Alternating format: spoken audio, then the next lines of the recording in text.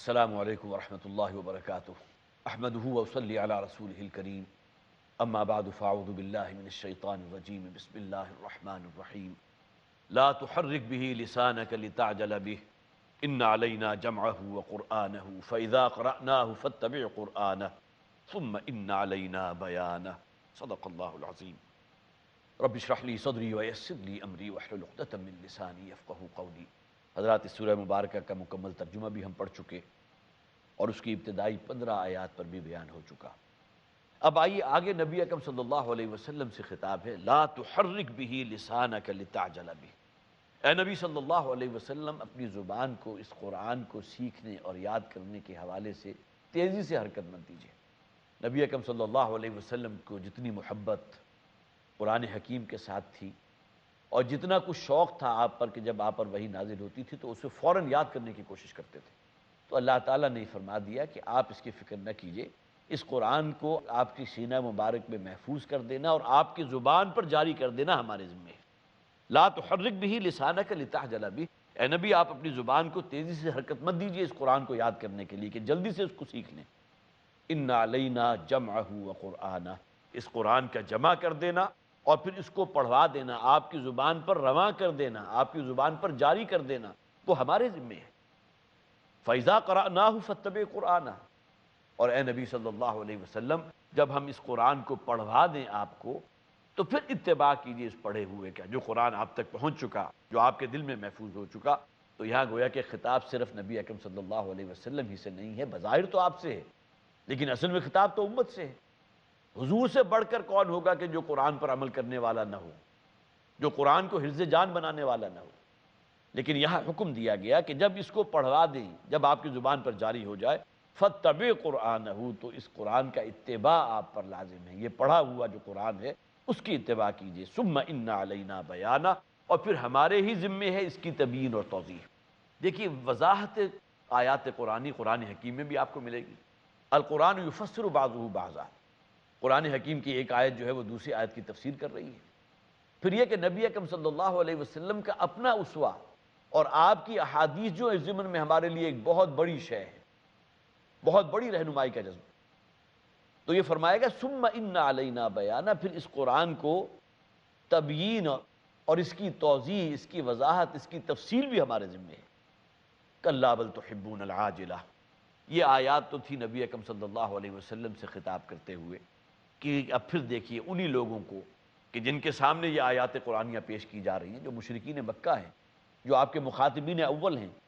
انہیں خطاب کر کے کہا جا رہا ہے کلا، ہرگز نہیں، بل تحبون العاجلہ، تمہارا اصل روگ اور تمہارا اصل مرض یہ ہے کہ تم عاجلہ سے محبت کرتے ہو۔ یہ عاجلہ اصل میں عجلہ سے نکلا، عجل ہوتا ہے جس میں کوئی شے جلد آپ کو مل جائے،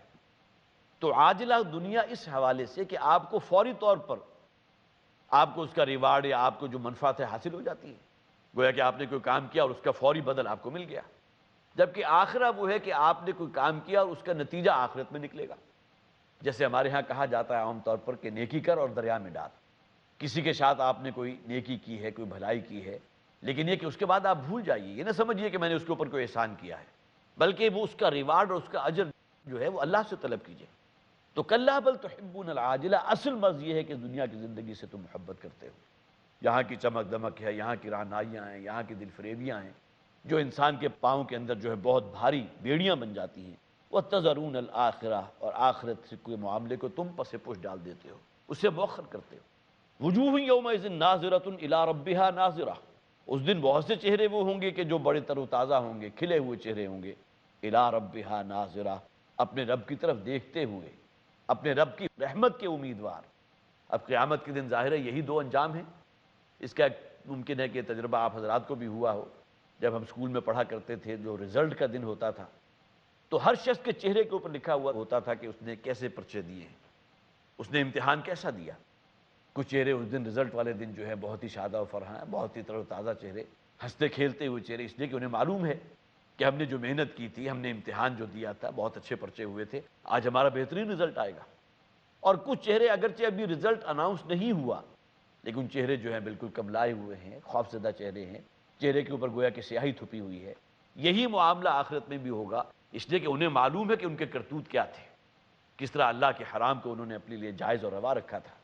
یہ وہ ریفلیکشن ہے کہ جو انسان کے چہرے کے اوپر واقعتاً ہوتی ہے، اگرچہ ابھی وہ رزلٹ اناؤنس نہیں ہوا، ابھی قیامت ہے، یوم حشر ہے،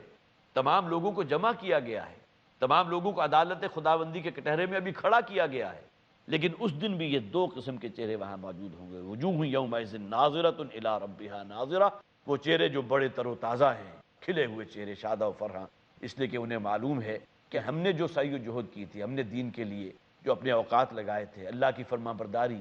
اور اللہ تعالیٰ کی اطاعت اور اللہ تعالیٰ کی عبادت میں جو زندگی بسر کی تھی، اب وہ وقت آیا کہ ہمیں اس کا بہترین اجر و ثواب مل سکے۔ وَوُجُوهٌ يَوْمَئِذٍ بَاسِرَةٌ تَظُنُّ أَن يُفْعَلَ بِهَا فَاقِرَةٌ، اور کچھ چہرے ہوں گے اس دن کے جو بہت ہی باسرہ، باسرہ کہتے ہیں کملائے ہوئے، بوسیدہ، جن کے اوپر تر و تازگی نہ ہو، جن پر کوئی چمک نہ ہو، سیاہ پڑے ہوئے چہرے۔ اس لیے کہ قرآن حکیم میں یہ بھی فرمایا گیا کہ کچھ چہرے اس دن بالکل سیاہ ہوں گے۔ تَظُنُّ أَن يُفْعَلَ بِهَا فَاقِرَةٌ، اس لیے کہ انہیں معلوم ہے،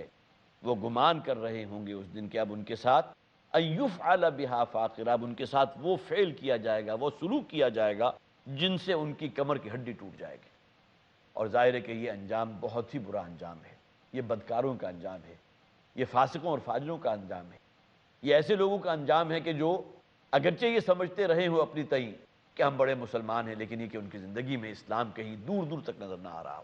علامہ اقبال نے جو کہا تھا، وضع میں ہم ہیں نصارہ تو تمدن میں ہنود، یہ مسلمان ہیں جنہیں دیکھ کے شرمائے یہود۔ اب ان لوگوں کی زندگیوں کا نقشہ، ان لوگوں کے چہرے اس دن جو ہوگا اس کا ذکر کیا گیا۔ تظن ان یفعل بها فاقرہ، کلا، ہرگز نہیں، اذا بلغت التراقی۔ اب یہاں وہ مرحلہ جو ہر انسان پر اس دنیا کی زندگی میں آنے والا ہے، زندگی کی سب سے بڑی حقیقت موت ہے، اور یہ وہ شاہدرہ ہے جس سے گویا کہ گزر کر آپ عالم آخرہ میں داخل ہو رہے ہیں۔ عالم برزخ فرض کیجئے کہ ایک پیریڈ ہے جو انسان قبر کے اندر جو ہے اس کو لٹا دیا گیا، اور اس کے بعد بعث بعد الموت، قیامت کے دن تک یہ عالم برزخ ہے۔ لیکن یوم القیامت تو بالآخر اس کی بعثت ہوگی نا، اسے دوبارہ جو ہے زندہ جو ہے بعث بعد الموت تو ہو کر رہے گا۔ کلا اذا بلغت التراقی، یہ لوگ کہ جو بہت ہی اپنے آپ کو فن خان سمجھتے ہیں، پوچھتے ہیں کب ہوگا وہ قیامت کا دن، ان پر بھی جب وہ موت کا وقت آئے گا تو جب وہ انسان کی روح یا انسان کی جان اس کی ہنسلی میں آپ پھنسے گی، جسے ہم موت کا غرغرہ کہتے ہیں، جسے ہم سکرات موت کے نام سے جانتے ہیں۔ وقیل من راق، اور ظاہر ہے کہ جس شخص کے اوپر وہ بیت رہی ہے وہ بستر پر پڑا ہوا ہے، اس کا اعزا و اقارب اس کے گرد جمع ہیں، اس کے والدین بھی ہو سکتے ہیں، اس کے بھائی بند، اس کی بیوی، اس کے بچے۔ اب یہ وہ آخری جو مراحل ہیں اس موت کے، نزا کے عالم کے، اس میں سے گزر رہا ہے۔ اس موقع پر اس تکلیف سے، وہ جو کرب ہے اس سے نجات دلانے کے لیے تمام دوا دارو کر لی، سب کچھ ہو گیا، لیکن یہ کہ وہ جو فیزز چل رہے ہیں وہ تو پیچھے نہیں آ رہے۔ لہذا آخر میں جو سہارا لیا جاتا ہے کہ کسی جھاڑ پھونک کرنے والے کو بلایا جائے، کوئی منتر پڑھ دے، کوئی جو ہے کسی قسم کا کوئی عمل کر دے جس کی وجہ سے اس کے اوپر سے یہ سکرات موت جو ہے کسی طرح ٹل جائیں، اس کی تکلیف کم ہو جائے، اس کی طرف اشارہ کیا گیا۔ وقیل من راق، اور پوچھا جائے گا کہاں ہے وہ کوئی جھاڑ پھونک کرنے والا، اس کو بلاؤ۔ وظن انہ الفراق، لیکن یہ شخص کے جس کے اوپر یہ سب کچھ گزر رہا ہے، اور عین ممکن ہے کہ اس کے لیے اگر تو فاسق ہے، بدکار ہے، غلط کام کرنے والا ہے، تو بہت ہی خوفناک شکل والے وہ فرشتے جو ہیں وہ اس کی جان نکالنے کے لیے اس کے سامنے موجود ہیں، اس کی وجہ سے اس کا چہرہ اور جو ہے دہشت زدہ ہو رہا ہے۔ لیکن یہ کہ اللہ کے نیکوکار، اللہ کے متقی بندے جو ہیں، ممکن ہے ان کے استقبال کے لیے بہت ہی نورانی شکل والے فرشتے اس کے سامنے موجود ہوں۔ تو فرمایا گیا وَظَنَّ أَنَّهُ الْفِرَاقُ، اب اسے خوب اچھی طرح یقین ہو گیا اس بات کا کہ اب فراق ہے، اب اس دنیا سے جدائی ہے۔ وَالْتَفَّتِ السَّاقُ بِالسَّاقِ، اور اس کا اگلی جو فیز بیان کی گئی، اسی کرب کی وجہ سے، تکلیف کی وجہ سے پنڈلی پنڈلی کے ساتھ لپٹ جائے گی۔ تو یہ فرمایا گیا وَظَنَّ أَنَّهُ الْفِرَاقُ، اس شخص کو تو خوب یقین ہو گیا کہ یہ فراق کا وقت آ چکا ہے۔ وَالْتَفَّتِ السَّاقُ بِالسَّاقِ، یہ سکرات موت ہیں کہ جس سے ہر شخص کو گزرنا ہے۔ اللہ کرے کہ ہمارا معاملہ یہ آخری وقت کا اللہ تعالیٰ اسے آسان فرما دے۔ ابھی ہماری یہ گفتگو جاری رہے گی۔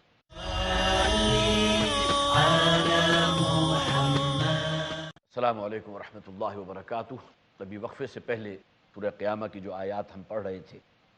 اس میں سکرات موت کا ذکر کیا گیا، اس کی طرف اشارہ کیا گیا۔ وقیل من راق وظن انہ الفراق والتفت الساق بالساق الى ربک یومئذ المساق۔ اس دنیاوی قیامت سے گزرنے کا جو پروسیس ہے اس کا ذکر کر کے فرمایا گیا کہ اس دن تو خواہی نہ خواہی ہر شخص کو ہانک دیا جائے گا اس کے رب کی طرف۔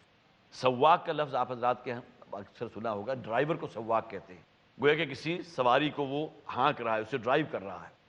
مویشیوں میں سے کسی کو چابک مار کر اگر آگے جو ہے اسے ہانکا جا رہا ہے، اس کے لیے بھی وہ یہی اصطلاح استعمال ہوتی ہے۔ تو اس دن انسانوں کو ہانکا جائے گا اس کے رب کی طرف، یومئذ المساق فلا صدق ولا صلی۔ یہ دوسرا رکوع جو ہے بہت ہی مختصر ہے، اس میں کردار کشی کی گئی اس شخص کی کہ اس کے سامنے ایمان کی دعوت بھی آ گئی، محمد صلی اللہ علیہ وسلم کی ایک شخصیت الصادق اور الامین وہ کردار بھی سامنے آ گیا۔ ابو جہل سے بھی پوچھا گیا تھا کہ تمہارے خیال میں کیا محمد جھوٹ بولتے ہیں صلی اللہ علیہ وسلم؟ تو اس نے کہا میں نے کب یہ کہا کہ محمد جھوٹ بولتے ہیں صلی اللہ علیہ وسلم، ہاں جو کلام وہ پیش کر رہے ہیں اس پر ایمان لانے کو میں تیار نہیں، اس لیے کہ اسے تو بڑا فخر تھا اپنی چوپال پر کہ میرے تو بڑے دست و بازو ہیں، میری جو ایک آواز کے اوپر جو ہے لوگ اپنی گردنیں جو ہے اس کی قربانی دینے کے لیے تیار رہتے ہیں، تو اپنے جو بھی اس کے دست و بازو تھے اس کے اوپر ان کو بڑا تکیہ تھا۔ تو وہ کردار کشی کی جا رہی ہے اس شخص کی، فلا صدق ولا صلی، نہ تو اس نے تصدیق کی اور نہ ہی آگے بڑھ کر اس نے وہ نماز والا معاملہ اختیار کیا۔ ظاہر ہے کہ تصدیق کرے گا تو نوبت آئے گی نا، دین میں داخل ہوگے تو سب سے پہلی شے جو تمہارے اوپر فرض قرار دے دی گئی زکوٰۃ، تو چلیے سال کے بعد آپ نے اسیس کیا صاحب نصاب ہیں تو آپ زکوٰۃ ادا کریں گے، لیکن یہ کہ نماز تو فوراً ہی فرض ہو گئی، تو فلا صدق ولا صلی، نہ اس نے تصدیق کی اور نہ ہی نماز ادا کی، ولکن کذب وتولی، بلکہ اس کے برعکس تکذیب کی، جھٹلایا اور اپنا منہ رخ پھیر لیا، ثم ذهب الى اهله يتمطى، اور اس کے بعد وہ اکڑتی ہوئی چال کے ساتھ اپنے گھر والوں کی طرف روانہ ہو گیا۔ اب چشم تصور میں دیکھیں کہ نبی اکرم صلی اللہ علیہ وسلم تو دعوت توحید پیش کر رہے ہیں، قرآن پڑھ کر سنا رہے ہیں، ایمان بالآخرت پیدا کرنے کی کوشش کر رہے ہیں، اور ایک شخص وہ ہے کہ جو وہاں سے منہ پھیر کر جو ہے وہاں سے روانہ ہو گیا۔ یہ کردار کسی درجے میں حضور کے چچا ابو لہب نے ادا کیا تھا۔ جب حضور نے جمع کیا تھا دعوت توحید پیش کرنے کے لیے، واہ صباحا، تمام لوگ جمع ہو گئے، حضور نے سب سے پہلے تو گواہی لی لوگوں سے، کیا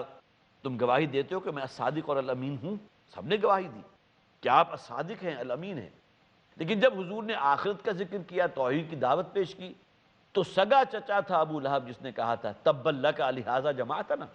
محمد تمہارے ہاتھ ٹوٹ جائیں صلی اللہ علیہ وسلم، معاذ اللہ، کیا اس کام کے لیے ہمیں جمع کیا تھا؟ یہی کردار ہے ابو جہل کا،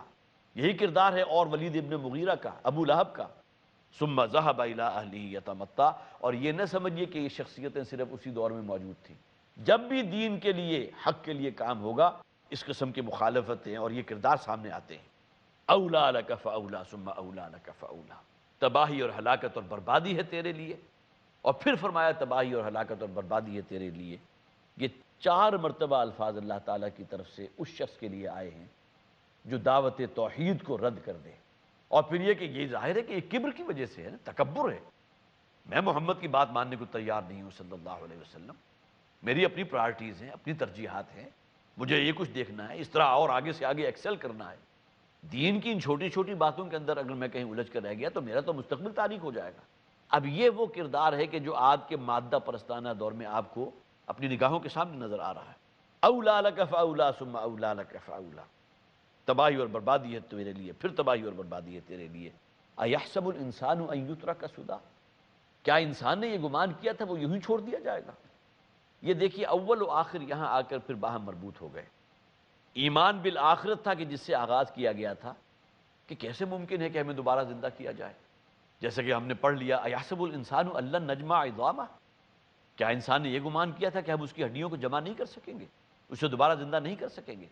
اب اس کی طرف توجہ دلائی گئی ہے کہ تمہیں اللہ نے عقل و شعور سے نوازا ہے۔ ایحسب الانسان ان یترک سدی، کیا تم اس عقل و شعور سے کام نہیں لیتے؟ کیا تم گمان کرتے ہو کہ تمہیں یوں ہی چھوڑ دیا جائے گا؟ اس کائنات کی تخلیق جو سورہ آل عمران میں ہم نے پڑھا تھا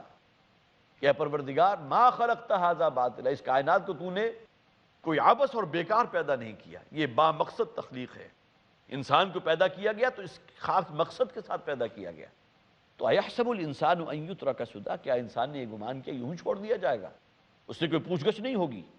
الم یک نطفۃ من منی یمنی، یہاں اصل میں بین السطور کیا شے مراد ہے کہ انسان شاید یہ سمجھتا ہے کہ اللہ تعالیٰ کے لیے بڑا مشکل ہے اسے دوبارہ زندہ کرنا، اللہ تعالیٰ اسے لازماً زندہ کرے گا، ثم لتبعثن کما تستيقظون، جیسا کہ وہ خطبہ میں نے آپ کو سنایا تھا جس میں حضور نے قسم کھائی تھی تم لازماً دوبارہ زندہ کیے جاؤ گے جس طرح روزانہ اپنے بستروں سے بیدار ہو جاتے ہو۔ ہر شخص کے اوپر بھی ایک عارضی موت طاری ہوتی ہے نیند کی شکل میں، رات وہ سونے کے لیے لیٹتا ہے اور اس کا شعور جو ہے قبض کر لیا جاتا ہے، اور اس کے بعد گویا کہ نئی زندگی اسے عطا ہوتی ہے جیسے ہی اس کی صبح آنکھ کھلتی ہے۔ یہی وجہ ہے کہ بہت ہی خوبصورت دعا ہے نبی اکرم صلی اللہ علیہ وسلم کی، اللہ کرے کہ اذکار مصنوعہ سے ہماری دلچسپی بڑھے اور یہ معمولات میں ہمارے شامل ہو۔ الحمدللہ الذی احیانا بعدما اماتنا والیہ النشور، کل حمد اور کل سپاس اس ذات کے لیے جس نے ہمیں دوبارہ زندہ کر دیا اس کے بعد کہ ہم مردہ ہو چکے تھے۔ الم یکن نطفۃ من منی یمنی، کیا وہ غور نہیں کرتا اپنی تخلیق پر؟ وہ تھا کیا؟ پانی کی ایک بوند کو جو ٹپکا دی گئی۔ ہر انسان کا آغاز تو یہی ہے نا۔ حضرت آدم کی تخلیق ہوئی تھی، وہ ٹھیک ہے اللہ تعالیٰ نے انہیں مٹی سے پیدا کیا، گارے سے پیدا کیا، صلصال من حمأ مسنون کے الفاظ بھی آئے۔ اس کے بعد سے لے کر اب تک ہر انسان کی تخلیق اسی پروسیس سے ہو رہی ہے۔ ہاں ایک ایکسیپشن موجود ہے حضرت عیسیٰ علیہ السلام، اس لیے کہ ان کے معاملے میں اللہ تعالیٰ نے وہ قانون جو تمام انسانوں کے لیے ہے، حضرت آدم کے بعد سے لے کر اور آخری انسان تک، ان کے معاملے میں اللہ تعالیٰ نے وہ باپ کے کردار والا جو قانون تھا اپنے کلمہ کن کو اس کا ذریعہ بنا دیا۔ باقی تو ہر شخص کا نقطہ آغاز وہی ہے۔ الم یکن نطفۃ من منی یمنی، تم آج جو دندناتے پھر رہے ہو، اللہ کے باغی اور سرکش بن کر کھڑے ہو گئے، قیامت پر اعتراض کر رہے ہو، اپنے آغاز کی طرف بھی تو غور کرو نا۔ کہاں سے ابتدا ہوئی تھی تمہاری؟ پانی کی ایک بوند تھے تم جو ٹپکا دی گئی۔ ثم کان علقۃ فخلق فسوی، یہ اللہ تعالیٰ کی خلقت ہے، اس کی خلاقیت ہے کہ اللہ تعالیٰ نے اسی گندے پانی کی بوند کو تبدیل کر دیا ایک لوتھڑے کی شکل میں، اور پھر وہ علقہ کی شکل میں۔ قرآن حکیم میں بہت سے مقامات پر ان مختلف مدارج کا بھی ذکر کیا گیا، جہاں علقہ بھی ہے، مضغہ بھی ہے، اور اس کے بعد ہڈیوں کا ذکر کیا گیا کہ ہڈیوں کے اوپر پھر اللہ تعالیٰ نے گوشت چڑھا دیا۔ یہاں بھی نبی اکرم صلی اللہ علیہ وسلم کی ایک حدیث ہے کہ جب رحم مادر میں انسانی جو جنین پرورش پا رہا ہے، جب وہ 120 دن کا ہوتا ہے تو اللہ تعالیٰ ایک فرشتے کے ذریعے اس روح کو کہ جو اس پیدا ہونے والا جو بچہ ہے اس کی جو روح تھی اس کو لا کے اس کے جسم کے ساتھ ملحق کر دیتے ہیں۔ ثم كان علقة فخلق فسوى فجعل منه الزوجين الذكر والانثى، اور پھر اس اللہ کی قدرت کاملہ کا کیا اندازہ کرو گے کہ جس نے اسی گندے پانی کی ایک بوند سے اب جو شے برآمد ہو رہی ہے، یا لڑکا برآمد ہو رہا ہے، لڑکی برآمد ہو رہی ہے، اللہ کی خلقت کا اندازہ کرو۔ ماں بھی وہی ہے، باپ بھی وہی ہیں، بیٹا بھی دے دیا، بیٹی بھی دے دی، کہیں صرف بیٹے ہی دیے، کہیں صرف بیٹیاں ہی دی، کہیں مکس دے دیا۔ الیس ذلک بقادر علی ان یحیی الموتى، جسے آپ کہیے ٹیپ کا بند جو ہے، ترجمانی میں کر رہا ہوں، جو آخری بات کر دی، تمہارے اندر یہ جو وسوسہ پیدا ہوا کہ شاید تم مرنے کے بعد زندہ نہیں کیے جا سکتے، ذرا غور کرو اپنی اس دنیاوی تخلیق، کن کن مدارج سے اللہ تعالیٰ نے گزار کر تمہیں کہاں تک پہنچا دیا۔ الیس ذلک بقادر علی ان یحیی الموتى، کیا وہ ذات اس کی قدرت نہیں رکھتی کہ وہ مردوں کو زندہ کر دے؟ تم مر چکے ہوگے، تمہارے اوپر صدیاں، سینکڑوں، ہزاروں سال، آج سے 10 یا 12,000 برس پہلے کی شخصیت حضرت آدم علیہ السلام کی، ان کے بعد سے تا قیام قیامت اربوں کھربوں انسان اللہ نے پیدا کیے، سب پیوندے خاک ہو گئے، ان تمام کو اللہ تعالیٰ نفخہ ثانیہ ہوگا، تمام کے تمام زندہ کر لیے جائیں گے۔ تو اللہ تعالیٰ کی قدرت سے کسی شے کو بعید نہ سمجھو۔ وہ اللہ جس نے تمہیں ایک گندے پانی کی بوند سے ایک مکمل انسان کی شکل میں تبدیل کر دیا، وہ اس کی قدرت رکھتا ہے کہ تمہیں دوبارہ زندہ کر دے۔ یہاں اس مقام پر آ کر اس سورہ مبارکہ کا گویا کہ ایک عقلی جو استدلال تھا کہ نفس لوامہ جو اللہ تعالیٰ نے ہر انسان کے اندر رکھا، وہ اس بات کی گواہی دے رہا ہے کہ مرنے کے بعد کی زندگی ہے جو لازمی ہے، ہو کر رہے گی، شدنی ہے۔ اور انسان کے اندر اگر یہی کہ کہیں وسوسہ پیدا ہوتا ہے کہ کیسے ممکن ہے، تو اپنی اس دنیاوی تخلیق کے اوپر غور کر لے کہ اللہ تعالیٰ نے اسے کن کن مراحل سے گزار کر کہاں تک پہنچا دیا۔ یہ ہے اصل میں ایمان بالآخرت، انسان کے قول و عمل، اس کی سیرت و کردار، اس کی طرز زندگی پر اثر انداز ہونے کے اعتبار سے اصل ایمان۔ دیکھیے وضاحت آیات قرآن حکیم میں بھی آپ کو ملے گی۔ القرآن یفسر بعضہ بعضا، قرآن حکیم کی ایک آیت جو ہے وہ دوسری آیت کی تفسیر کر رہی ہے۔ پھر یہ کہ نبی اکرم صلی اللہ علیہ وسلم کا اپنا اسوہ اور آپ کی احادیث جو اس ضمن میں ہمارے لیے ایک بہت بڑی شے ہے، بہت بڑی رہنمائی کا جذبہ، تو یہ فرمائے گا ثم ان علینا بیانہ، پھر اس قرآن کو تبیین اور اس کی توضیح، اس کی وضاحت، اس کی تفصیل بھی ہمارے ذمہ ہے۔ کلا بل تحبون العاجلہ، یہ آیات تو تھی نبی اکرم صلی اللہ علیہ وسلم سے خطاب کرتے ہوئے کہ اب پھر دیکھیے انہی لوگوں کو کہ جن کے سامنے یہ آیات قرآنیہ پیش کی جا رہی ہیں، جو مشرکین مکہ ہیں، جو آپ کے مخاطبین اول ہیں انہیں خطاب کر کے کہا جا رہا ہے کلا ہرگز نہیں، بل تحبون العاجلہ، تمہارا اصل روگ اور تمہارا اصل مرض یہ ہے کہ تم عاجلہ سے محبت کرتے ہو۔ یہ عاجلہ اصل میں عجلہ سے نکلا، عجل ہوتا ہے جس میں کوئی شے جلد آپ کو مل جائے، تو عاجلہ دنیا اس حوالے سے کہ آپ کو فوری طور پر آپ کو اس کا ریوارڈ یا آپ کو جو منفعت حاصل ہو جاتی ہے، گویا کہ آپ نے کوئی کام کیا اور اس کا فوری بدل آپ کو مل گیا، جبکہ آخرہ وہ ہے کہ آپ نے کوئی کام کیا اور اس کا نتیجہ آخرت میں نکلے گا۔ جیسے ہمارے ہاں کہا جاتا ہے عام طور پر کہ نیکی کر اور دریا میں ڈال، کسی کے ساتھ آپ نے کوئی نیکی کی ہے، کوئی بھلائی کی ہے، لیکن یہ کہ اس کے بعد آپ بھول جائیے، یہ نہ سمجھیے کہ میں نے اس کے اوپر کوئی احسان کیا ہے، بلکہ وہ اس کا ریوارڈ اور اس کا اجر جو ہے وہ اللہ سے طلب کیجیے۔ تو کلا بل تحبون العاجلہ، اصل مرض یہ ہے کہ دنیا کی زندگی سے تم محبت کرتے ہو، یہاں کی چمک دمک ہے، یہاں کی رعنائیاں ہیں، یہاں کی دل فریبیاں ہیں، جو انسان کے پاؤں کے اندر جو ہے بہت بھاری بیڑیاں بن جاتی ہیں۔ وَتَذَرُونَ الْآخِرَةَ، اور آخرت سے کوئی معاملے کو تم پس پش ڈال دیتے ہو، اسے مؤخر کرتے ہو۔ وجوہ یومئذ ناظرۃ الی ربہا ناظرہ، اس دن بہت سے چہرے وہ ہوں گے کہ جو بڑے تر و تازہ ہوں گے، کھلے ہوئے چہرے ہوں گے، الی ربہا ناظرہ، اپنے رب کی طرف دیکھتے ہوئے، اپنے رب کی رحمت کے امیدوار۔ اب قیامت کے دن ظاہر ہے یہی دو انجام ہیں۔ اس کا ممکن ہے کہ تجربہ آپ حضرات کو بھی ہوا ہو، جب ہم اسکول میں پڑھا کرتے تھے، جو رزلٹ کا دن ہوتا تھا تو ہر شخص کے چہرے کے اوپر لکھا ہوا ہوتا تھا کہ اس نے کیسے پرچے دیے ہیں، اس نے امتحان کیسا دیا۔ کچھ چہرے اس دن رزلٹ والے دن جو ہے بہت ہی شادہ و فرحاں، بہت ہی تر و تازہ چہرے، ہنستے کھیلتے ہوئے چہرے، اس لیے کہ انہیں معلوم ہے کہ ہم نے جو محنت کی تھی، ہم نے امتحان جو دیا تھا، بہت اچھے پرچے ہوئے تھے، آج ہمارا بہترین رزلٹ آئے گا۔ اللہ کرے کہ ہم اس دنیا کی زندگی ہی میں اپنا جو بھی بیلنس شیٹ ہے اس کو دیکھتے رہا کریں، رات سونے سے پہلے جائزہ لیں کہ ہم نے آج کے دن میں کتنی کوئی نیکیاں کمائی ہیں، خیر اور صدقات کمائے ہیں، اور پھر یہ کہ اللہ تعالیٰ اسی کی روشنی میں ہمارے اندر ایمان بالآخرت پیدا کرے، جو صراط مستقیم پر ہمیں گامزن فرما دے، کہ جو گویا کہ اس کی رضا تک اور جنت الفردوس تک ہمیں پہنچا دے۔ بارک اللہ لی ولکم فی القرآن العظیم ونفعنی وإیاکم بالآیات والذکر الحکیم۔ اللهم صل على محمد